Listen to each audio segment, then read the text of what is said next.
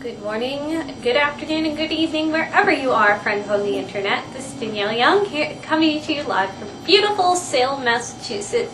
Day before Thanksgiving, and you may notice I actually just got a new haircut. Our wonderful manager here, Katrina, just gave me a little trim. I like it.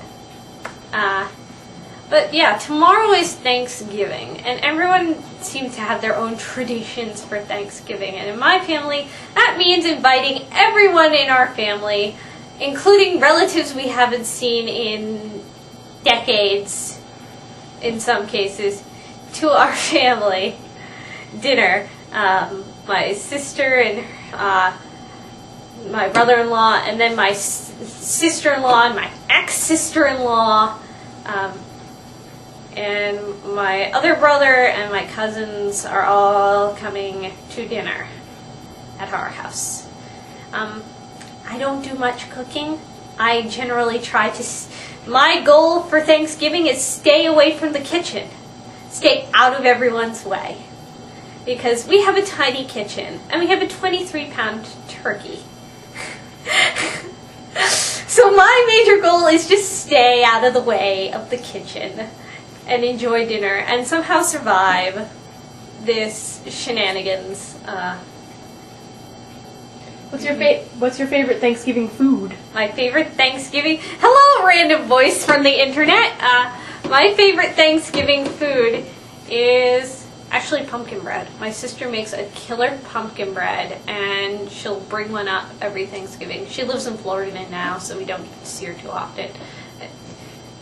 She'll usually end up bringing two, one for Thanksgiving and one just for me to have for however long it manages to last. It's amazing. Stuffing is good. And this may be blasphemy, but I hate turkey. I do not like turkey. I'd rather have a more quote-unquote traditional, like Native American traditional Thanksgiving, you know, with duck and deer and other wild game, and maybe not so much of a fish. I'm not a big fish person. I'm a seafood person. I love shellfish. But,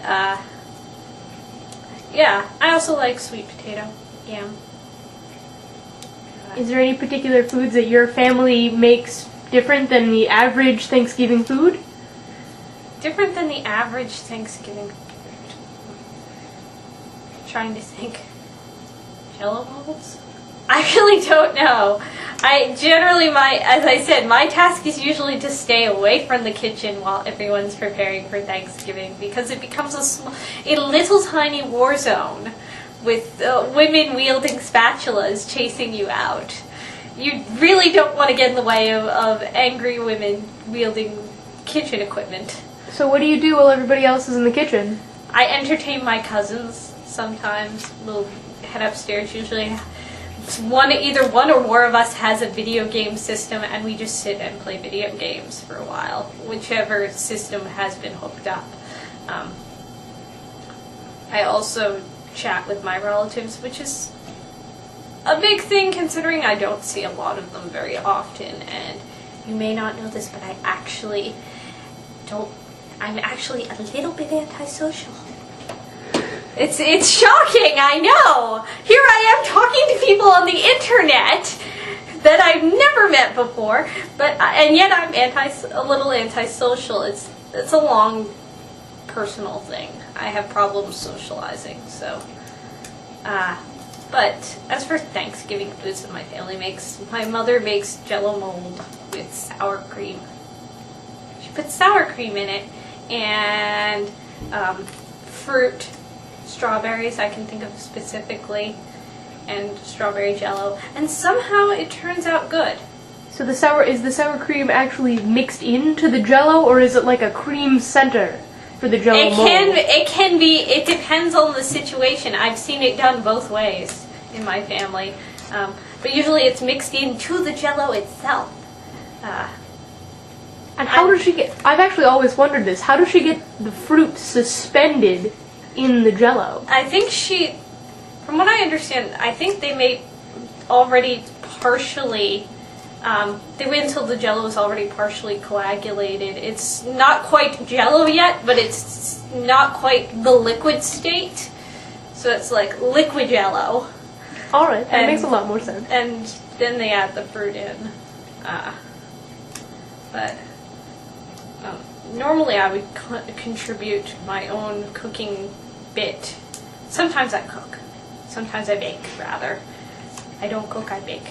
But this year we just have everyone bringing everything, and I've been chased out of the kitchen so many times that I can't get my KitchenAid up and make brownies or honey cake. So I don't know if we have enough honey for me to make honey cake.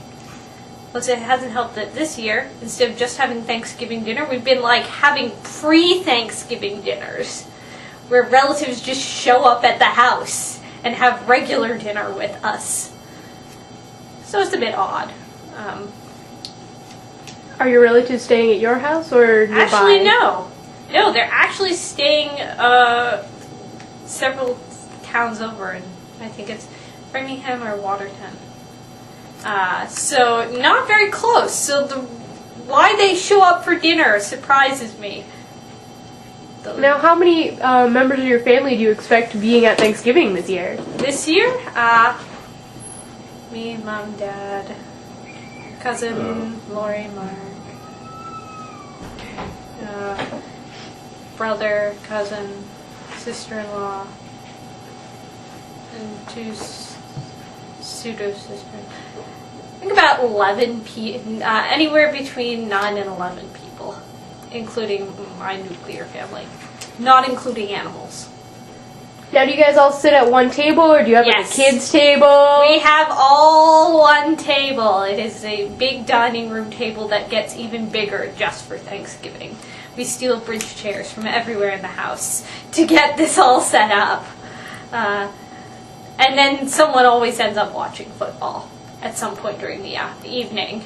Afternoon, evening, it can go on for a very long time. Do you guys watch the parade?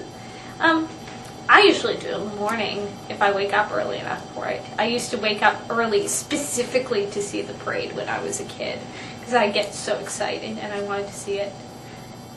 I think it was last year. Rick Astley rickrolled on the parade. That was funny because no one who was sitting with me understood what the heck was going on, and I was laughing like an idiot. But internet jokes. But I'm excited for this year's parade, and I'm kind of excited for dinner. It's more of a nervous apprehension. I mean, I love seeing my relatives, but also it can be a bit nerve-wracking having 11 people in a very small space. So, well, I hope everyone out there has a happy Thanksgiving, and we'll talk again.